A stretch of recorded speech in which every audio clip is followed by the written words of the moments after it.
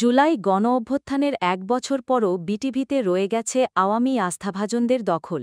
সাবেক বিতর্কিত কর্মকর্তারা বহাল থেকে চালিয়ে যাচ্ছেন দুর্নীতি ও দলীয় প্রভাব।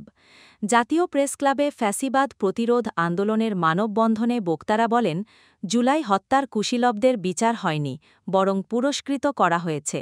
তারা হুঁশিয়ারি দেন, ২৩ অক্টোবরের মধ্যে ব্যবস্থা না নিলে বৃহত্তর কর্মসূচি দেওয়া হবে।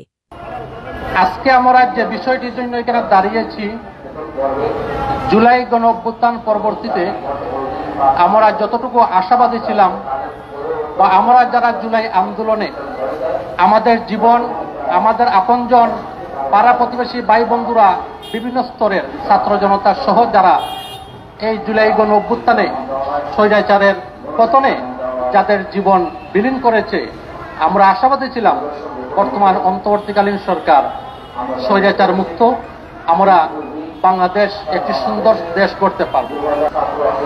তখন সেই মানববন্ধন থেকে পিটিভি এবং তথ্য মন্ত্রণালয় এবং অন্তর্বর্তীকালীন সরকার সহ তাদেরকে একটা সময় দিয়েছিলাম যে এই সময়ের ভিতরে বাংলাদেশের রাষ্ট্রীয় গণমাধ্যম কিভাবে স্বৈরাচারের দোসররা বসে আছে গাফটি মেরে, যতটাই স্বৈরাচারের দূষণ রয়েছে ওরা আজ হয়ে গেছে বিএনপি এবং জামাতের অত্যন্ত প্রেমিক এবং প্রেমিকা।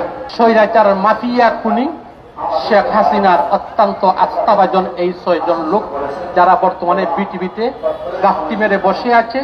পেশওয়াদ খুনি শেখ হাসিনার আমলে আমাদের এই জাতীয় প্রেস ক্লাব দখল হয়েছিল, ঢাকা সাংবাদিক ইউনিয়ন দখল হয়েছিল। এই দখলের সাথে যারা জড়িত সেই হাসিনার দোসররা এখনো বিটিভিতে সংবাদপত্র পর্যালোচনার অনুষ্ঠান করে কি করে আমি জানতে চাই।